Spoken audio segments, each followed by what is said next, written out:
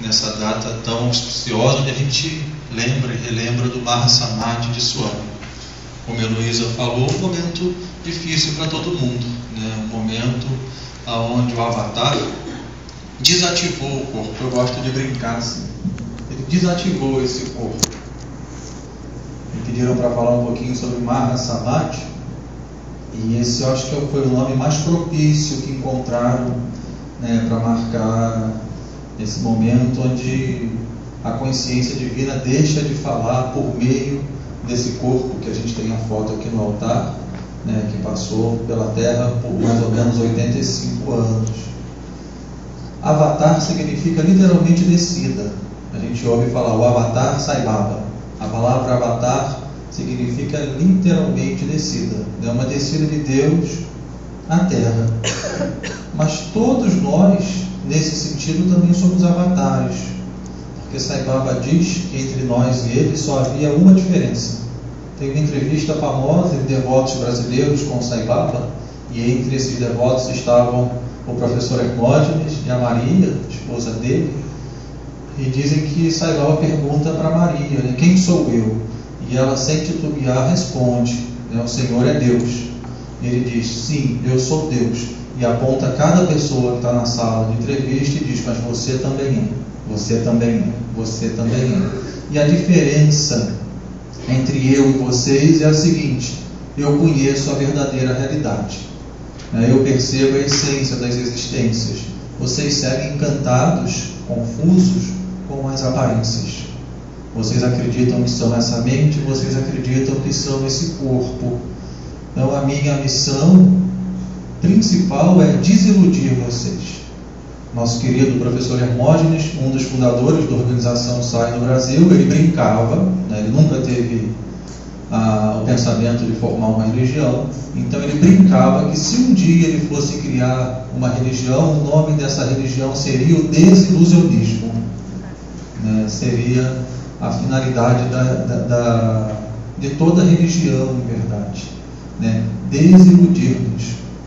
O Sai Baba, ele um ano mais ou menos antes de desativar esse corpo, de deixar de se expressar para nós por meio desse corpo, ele deixou 9 discursos para que a gente estudasse. Eu lembro que aqui em Vila Isabel estudaram bem esses 9 discursos na forma de círculo de estudos, trouxeram também para as cerimônias em alguns momentos, e nesses 9 discursos ele enfatizou muito: eu não sou o corpo, eu não sou esse nome, eu sou a divindade onipresente. E o que significa onipresente?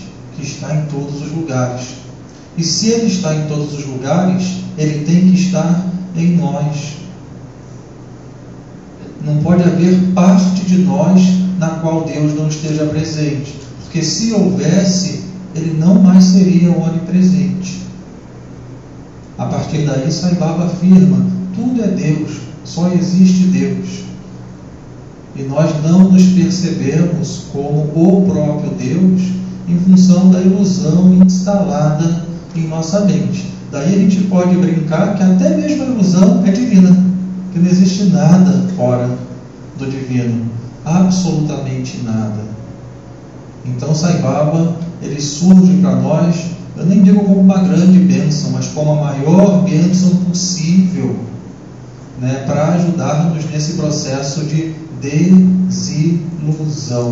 Daí, num desses 9 discursos, ele diz: não há necessidade de buscar Deus, de ir atrás de Deus, e nem mesmo de pedir que Deus venha até nós. Ele diz isso explicitamente, passa longe de ser uma interpretação do palestrante. E ele diz isso porque, se Deus é onipresente, ele tem que estar aqui agora. E como é que eu posso ir atrás de algo que já está aqui agora? Como é que eu posso pedir para algo que já está presente aqui agora vir até onde eu estou? Mas daí surge uma questão. Ok, isso tudo racionalmente pode fazer muito sentido, mas eu continuo sem perceber. Continuo me identificando com esse corpo, com o meu nome e com alguns outros atributos da minha personalidade. Qual a solução para isso? O próprio Sai Baba diz: se desiluda. A A questão é que nesse instante você fez uma conclusão equivocada acerca de si mesmo. E a prática espiritual tem essa função, desilusão, que significa fundamentalmente a eliminação do egoísmo. Nós nos reunimos aqui no Centro Sai Baba de Vila Isabel, nos outros centros da nossa região e de todo o mundo, né, com esse objetivo. Esse sim é um objetivo que é bem objetivo. Estamos aqui para eliminar o egoísmo. Se num dia nublado a gente olhar para o céu e se defrontar com aquele teto de nuvens bem cinzas, isso não significa que o céu azul não está ali. O céu azul está ali, o sol está brilhando. Por mais que durem essas nuvens, elas não colocam o céu em risco. E nós sabemos que o céu é eterno, as nuvens são passageiras. O dia que essas nuvens vão embora, se dissipam, a gente percebe algo que sempre esteve ali: o céu azul e o sol brilhando. Essas nuvens cinzas hoje correspondem ao nosso egoísmo, a nossa identificação com a mente pensante, né, que gerou uma impressão de separatividade, uma noção de que somos separados e diferentes uns dos outros. Então o sadhana, a disciplina espiritual, tem esse objetivo: eliminar o egoísmo, desfazer a confusão. E da mesma forma que quando as nuvens vão embora, o céu azul se manifesta, quando o nosso egoísmo se dissolve, aquilo que nós somos se evidencia. A mensagem de Sai Baba tem esse propósito. E ele pede, isso está no nosso código de conduta, que vai ser estudado, né, que tem algumas novidades, mas certamente algo não vai mudar, porque é um pedido de Sai Baba que nós acreditemos, né, e pratiquemos com esse intuito, que esse despertar da consciência divina em nós aconteça nessa vida, nessa encarnação, não em outra vida, não em outro momento, né, que a gente pratique com essa convicção que isso é possível, porque Ele disse que isso é possível. E quando nós falamos em consciência divina, talvez fique algo muito abstrato. Então Sai Baba ele trouxe para a gente a palavra que mais se aproxima do que seja a consciência divina, e essa palavra é amor. No início de praticamente todos os discursos dele, ele nos chamava de encarnações do amor. Prema Swarupa, encarnações do amor. Eu acho que esse foi o ensinamento que ele mais ofereceu para a gente, porque tudo que Swami nos disse era ensinamento. Ele não gastava uma palavra, mesmo quando contava uma história, quando contava uma piada, né, ele tinha um objetivo por trás. Esse objetivo é sempre de trazer benefícios para nós. Então, encarnações do amor, ele sempre nos lembrava disso. E ele tem uma frase que diz assim: aonde existe egoísmo, não existe amor. Aonde existe amor, não existe egoísmo. Então nós praticamos, né, para despertar a consciência do amor que nós somos, né, e para isso a gente não tem que produzir amor, a gente não tem que buscar amor em qualquer lugar que seja, porque o amor é a nossa natureza, o amor é a nossa essência. Nós precisamos eliminar, né, aquilo que nesse instante nos impede de perceber, né, algo que nós já somos. É como se nós fôssemos ondas agora no mar, esquecidos que somos água. Né, imaginem uma onda indo na direção da areia, esquecida que é água e achando que é onda. Ela perdeu a noção de unidade, né, e se apegou a uma ideia equivocada de individualidade. Enquanto onda, parece que ela é separada das outras ondas, parece que ela é separada do roda-moinho, da correnteza, e ela certamente está desesperada à medida que ela chega perto da areia, com a sensação de que vai se dissolver, né, que vai acabar, que vai morrer. Mas imaginem quando a onda percebe que ela é água. que ela era água antes de virar onda, que enquanto onda ela continua sendo água, e depois que a onda se dissolver, ela continua sendo água. Não há medo, porque ela despertou a consciência da essência que implica na noção de imortalidade. Isso lhe diz: vocês são o ser, né? O ser que não nasceu e que nunca vai morrer, né? O ser que não envelhece, o ser que não adoece. Essa é a verdadeira natureza de vocês. Mas enquanto nós não despertamos para isso, nós nos assemelhamos a ondas que esqueceram que são água, acreditam que são ondas, acreditam que são separadas uma das outras, acreditam que nascem, envelhecem e morrem. Então Sai Baba traz essa perspectiva extraordinária para a gente. E quem desperta essa consciência entra em Samadhi. Chegando onde você pediu, Jorginho, para eu não me perder. Samadhi não tem uma tradução exata para o português, né? Mas Samadhi pode ser traduzido como estado de supraconsciência, né? ou de consciência extraordinária. Então, quando a nossa consciência não mais se limita a essa noção equivocada que somos apenas a mente, o corpo, né? Quando começamos a nos perceber na essência, aí existem vários níveis de Samadhi, né? Nós vamos entrando num estado de supraconsciência, uma consciência extraordinária, que vai além do ordinário. Qual é o ordinário hoje? Eu sou esse corpo que tem um nome, desempenha uma profissão, é filho de fulano e fulana. Mas nós nos percebemos além dessas aparências. Então entramos em Samadhi. É um estado de supraconsciência que às vezes também é traduzido por êxtase, né? Porque é inerente à nossa essência um estado de felicidade sublime. Uma felicidade que não depende do que está acontecendo do lado de fora. Uma felicidade que não depende de causa e efeito. É uma felicidade que é o estado natural do ser verdadeiro. Nós chamamos, né, o Swami vai usar muito a palavra Ananda, quer dizer bem-aventurança. Ele diz assim, num desses 9 discursos que eu citei anteriormente: vocês hoje se perdem buscando Manasa Ananda. Manas quer dizer mente concreta e Ananda, felicidade. Vocês se perdem buscando a felicidade sensória, né, os prazeres efêmeros. Mas eu vim aqui para lembrá-los de buscar Brahma Ananda, né, a felicidade de Deus. E não de um Deus que está separado e longe de vocês, mas a felicidade que surge quando vocês percebem Deus dentro de vocês. Ou melhor, quando vocês se percebem como sendo o próprio Deus. E chega um momento, e todos nós temos essa possibilidade, né, onde o Samadhi se dá por completo.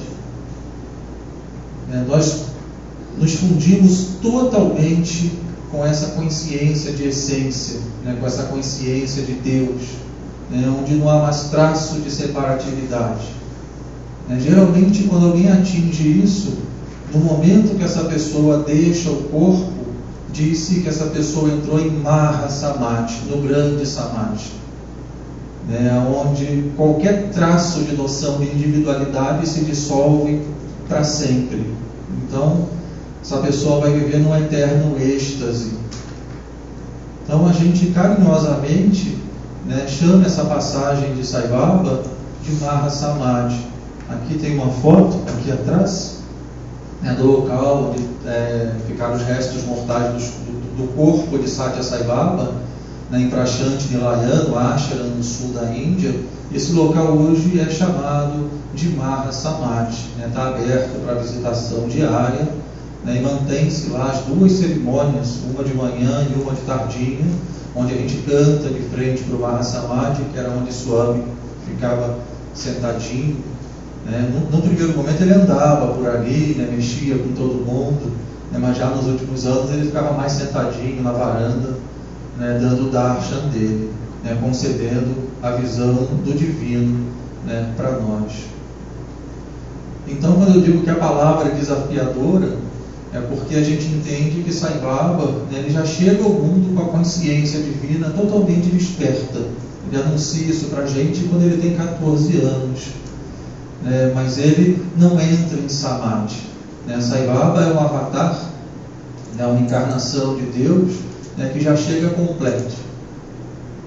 Então eu gosto de brincar que ele desativou o corpo, porque a consciência de Deus já estava presente antes do corpo dele aparecer, durante a passagem que durou 85 anos desse corpo pela Terra, e continua presente aqui agora. Eu gosto de brincar, Heloísa, que há 5 anos, que você relembrou muito bem, coincide nesse dia 24 com domingo, a diferença é que foi no feriado de Páscoa, que Sônia deixou o corpo em 2011, mas ele deixa de se expressar por meio desse corpo, mas continua se expressando livremente aqui e agora dentro do nosso coração. Obrigado, querido. E de alguma maneira ele preparou a gente para isso e deixou um legado para ajudar a gente a eliminar, a dissolver esse egoísmo, que é o que se interpõe entre a consciência humana e a consciência divina. E esse legado é composto por obras extraordinárias. Eu lembro que a primeira vez que eu fui para a Índia foi em 2009. Um dos lugares que eu trabalhava era o SESC, então eu fui pedir dispensa durante um mês. E quando eu fui justificar a minha falta durante um mês, eu era amigo de um dos diretores do SESC, e eu falei, eu vou para a Índia, eu vou conhecer tal lugar. Veja só, aí abri o site abri o site da organização e mostrei. O Hospital de Super Especialidade de Prashanti Nilayana, o Hospital de Bangalore, algumas universidades, estação de tratamento de água. E o diretor do SESC, uma pessoa ótima, um grande amigo, ele me falou assim, olha, se prepara para se decepcionar. Ele nunca tinha ouvido falar em Sai Baba, ele não estava falando de Sai Baba, mas ele queria me dizer o seguinte, isso tudo que está escrito aqui é impossível que exista. É impossível que isso exista. Um hospital de super especialidades, que é um dos maiores hospitais da Ásia e atende toda a população de forma totalmente gratuita, e esse hospital foi construído sem que se pedisse um centavo, sem nenhuma campanha para arrecadação. Ele falou, é mentira. E tem outro parecido em Bangalore, não pode ser. 3 universidades gigantes que são referência para a Índia e para muitos outros países do mundo, cujos estudantes estudam de forma totalmente gratuita, com essa excelência, com essa qualidade, é mentira. Isso me marcou muito, porque ele estava me precavendo. Aí eu combinei com ele, eu vou, olho, volto e te conto. Aí ele falou, não, se você voltar e falar que existe, eu acredito. Mas mesmo assim continuo sem entender. Porque como pode ser construída uma estrutura tão extraordinária, sem campanha de arrecadação, e como é que isso pode ser mantido quando tudo é oferecido de graça? Mas não era só isso. Uma estação de tratamento de água, que levou água para mais ou menos 1 milhão de pessoas. A gente sabe o que implica falta d'água. Então 1 milhão de pessoas que tinham muita dificuldade de acesso à água, passaram a ter água. Num projeto também, a gente tem vídeos sobre a construção dessa estação inimaginável. Milhares de pessoas se engajando em trabalhar nesse projeto. De repente, Sai Baba leva água para o deserto. Além dessas universidades, dessa estação de tratamento de água, desses hospitais, museus, asilos, orfanatos, escolas espalhadas pelo mundo, inclusive aqui no Rio de Janeiro, a escola Satya Sai de Vila Isabel é legado de Sai Baba. E como? Eu me arrepio um pouquinho, que eu lembro daquele vídeo Team Player, como é que é o nome? Um estudante, é Team Player, Tem um momento que eles mostram todas essas obras de Sai Baba, e perguntam: mas como, Swami? Como? E ele responde, como construir isso tudo sem pedir dinheiro? Como manter isso tudo sem pedir dinheiro? E ele diz: a moeda de Deus é o amor. A moeda de Deus é o amor. Onde tiverem bons projetos ligados ao Dharma, uma ação correta, com bons propósitos, com pessoas amorosas à frente, tudo vai se manter, tudo vai prosperar, tudo vai atender ao seu propósito. Então, eu fiz essa introdução para chegar no legado de Sai Baba, porque mesmo isso tem um propósito além da estrutura física. É através desse legado que a gente tem a oportunidade de servir. E o serviço é uma das práticas mais poderosas para que a gente atinja o nosso objetivo aqui na organização, que é a eliminação do egoísmo. Quando eu estou servindo ao outro, eu estou buscando de alguma maneira minimizar o sofrimento do outro para que o outro possa ser feliz. Então, acho que todo devoto ou simpatizante de Sai Baba deve ter essa aspiração no coração. Eu dedico a minha vida, a minha encarnação ao serviço, de acordo com as minhas possibilidades. E é maravilhoso que Sai Baba diz qual é o seu serviço. Eu posso falar para cada um de vocês qual o serviço que ele quer para vocês, porque ele diz assim: o serviço é aquele que aparecer na tua frente.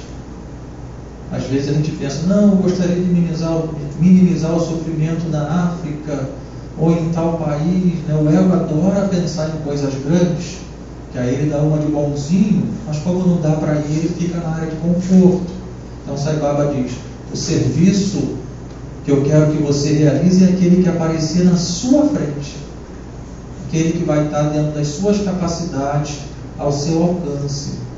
E na organização SAI, ele gerou toda essa estrutura para que a gente possa servir. E a gente sabe que quem mais se beneficia não é quem recebe, é quem oferece. Swami Vivekananda, um mestre muitas vezes citado por Sai Baba em muitos discursos, nasceu no finalzinho do século XIX. Ele diz assim: quanto ao serviço, imagine o sujeito que oferece um prato de comida para um faminto na rua, e ele quer que esse faminto agradeça a ele, vanglorie ele. Mas quem deu mais? Quem ofereceu a comida quem leva mais vantagem, melhor dizendo. Quem ganha mais? Quem oferece ou quem recebe a comida? Então Swami diz assim: o sujeito que recebeu um prato de comida, o sujeito que ofereceu um prato de comida, ajudou aquele que estava passando fome a ficar sem fome durante 12 horas, um dia talvez. Mas aquele que serviu teve a oportunidade de manifestar a sua bondade, de revelar o seu amor, de se desapegar de algum dinheiro. Então quem se beneficia mais não é quem é servido, é quem serve. E Swami dá essa oportunidade para a gente, dentro da organização, de servir. E ele mostra que quando a gente serve com amor, eu sei que muita gente aqui dentro já experimentou isso, eu tive a oportunidade até de estar próximo, e como a Heloísa falou, lá se vão 29 anos, então eu estou há 1/3 desse tempo aqui na organização. Imagino que já tenham vivido muito mais do que eu essas histórias, mas quando a gente se predispõe a servir, é impressionante como a gente testemunha os milagres acontecendo. Os milagres acontecendo mesmo. E a gente percebe que Ele, que é o amor onipresente, está cuidando de tudo. O serviço com amor ajuda a gente a perceber a nossa consciência amorosa e a partir daí a se reconectar com a consciência amorosa que permeia tudo. Eu me lembro uma vez numa ação do serviço em 2011, 2012, aqui na nossa região, que a gente foi atender naquela tragédia que houve em Friburgo, na região serrana. A organização levou um caminhão, uma equipe para lá, e a gente contou com a ajuda dos devotos de Friburgo, que fizeram uma triagem lá. Dentre os lugares que a gente ajudou, tinha uma escola, uma maternidade, E um dos pedidos foi um leite específico para recém-nascidos, né? Era um leite que tinha uma especificação, não me lembro bem qual era. E a Firmina me falou assim, a Firmina na época era coordenadora de serviço da região sudeste 2, Firmina lá de Madureira. Ela me falou assim, comprei o leite errado, você me desculpa, mas eu me confundi, eu comprei a quantidade de leite que foi pedida, mas não foi aquele leite específico. Eu falei, bom, Firmina, certamente esse leite vai servir para outras pessoas que estão lá necessitando. A gente agora tem que comprar o que a gente se comprometeu a levar. E a gente fez isso. O que a gente se comprometeu a levar foi para a maternidade, que tinha pedido para a gente. Então eles entraram numa escola para dar os demais mantimentos e o que também a gente tinha se comprometido. E a Firmina entrou com esse leite na mão, com essa caixa de leite. E de repente uma senhora falou assim, mas esse leite é para nós? A Firmina falou, é para doação. E a Firmina me contou que ela gritou assim, essa senhora, fulana, chamando a filha dela, graças a Deus chegou o leite que o seu filho precisa. Quer dizer, ela comprou por engano, né? Havia amor ali na hora que ela foi comprar. E o amor não era dela, Firmina, era de toda a região que se mobilizou. Todo mundo que doou, naquela época a gente precisou fazer uma campanha emergencial, certamente fez com muito amor, com muita compaixão. Então a gente vê assim que aparentemente foi um engano, mas na verdade, Suane sabia daquela necessidade lá na escola, daquela mãe, daquela avó, daquela criança, e foi o meio pelo qual o leite chegou. E são tantas histórias desse tipo, que eu tenho certeza que muitos aqui poderiam levantar a mão, vir aqui na frente e contar para a gente. Então, já encaminhando o final dessa fala, eu falei bem rapidamente sobre o legado. Eu poderia escolher falar detalhadamente sobre cada escola, cada universidade, mas eu gostaria de falar que o maior legado que Saibaba deixa para a gente é essa organização aqui, a organização Shri Satya Sai. Qual é o nome novo da organização internacional? Tem um nome novo agora dele. Qual é o nome novo? Eles pediram para usar. Enfim, a organização Shri Satya Sai. A nossa organização, essa organização, na qual temos todos os centros Saibaba no mundo, todos os grupos Sai, o Ashram em Prashanti Nilaya. Prashanti Nilaya significa a morada da paz divina. Foi o Ashram onde Swami passou praticamente a vida inteira. Esse ashram construído em Puttaparthi, uma vila no sul da Índia, onde ele nasceu.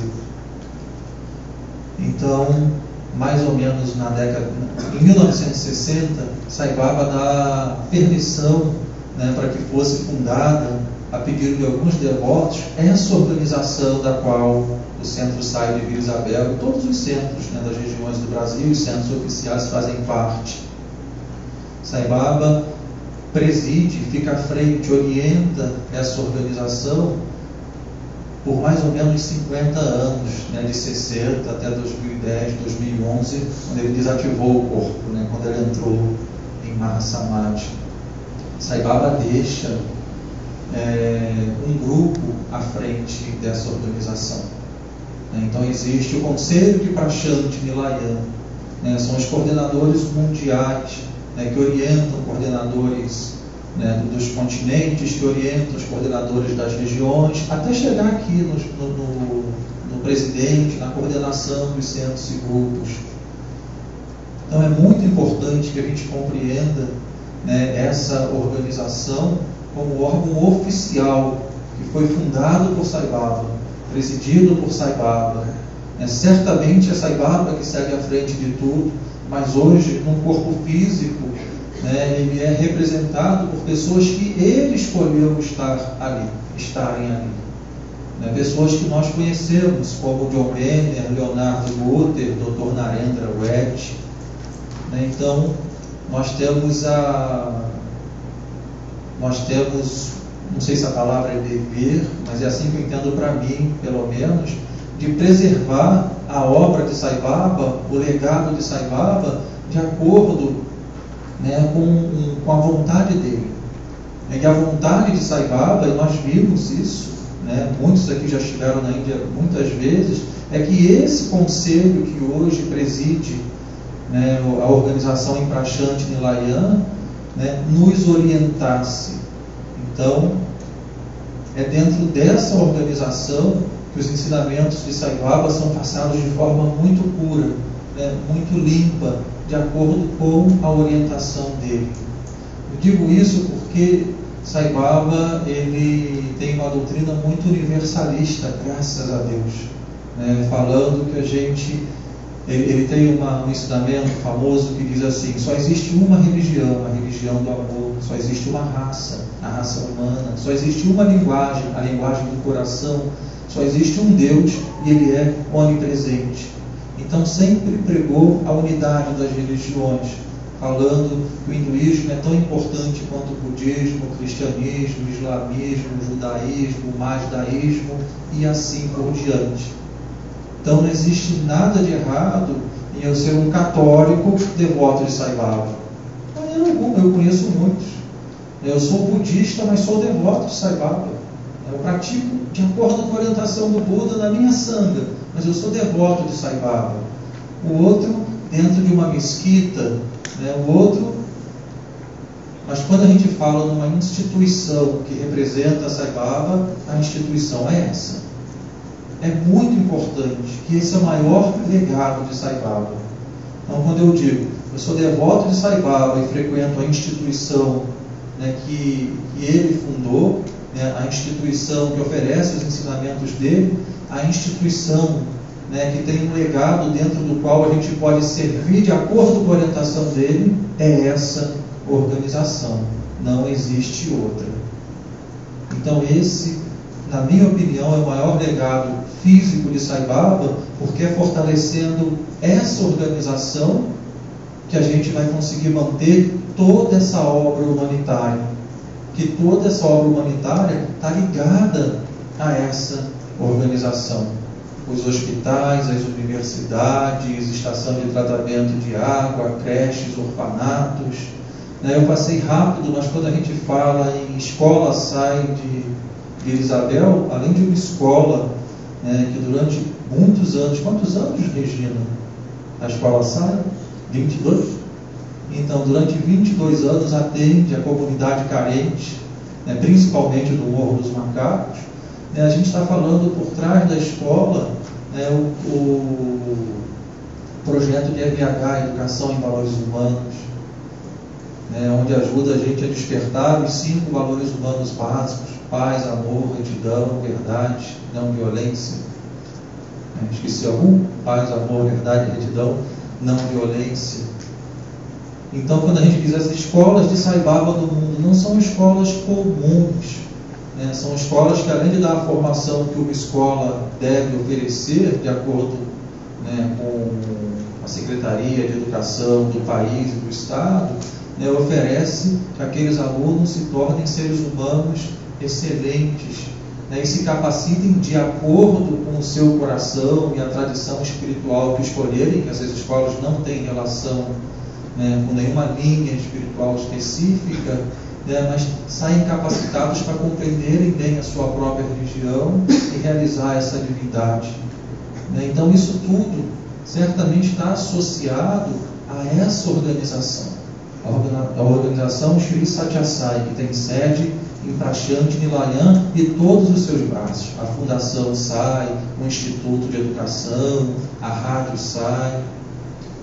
Então eu acho que o maior presente que a gente pode oferecer para Sai Baba e o melhor que a gente pode fazer por nossas vidas é estar junto dentro dessa organização, servindo, aproveitando oportunidades como hoje de práticas devocionais, fortalecendo os trabalhos de educação, e os trabalhos de serviço, porque é dessa maneira que a gente pode eliminar o nosso egoísmo, isso é, afastar as nuvens cinzas e ver o céu azul, isso é, perceber o nosso ser verdadeiro, que é pleno, que é puro amor. Então, é isso.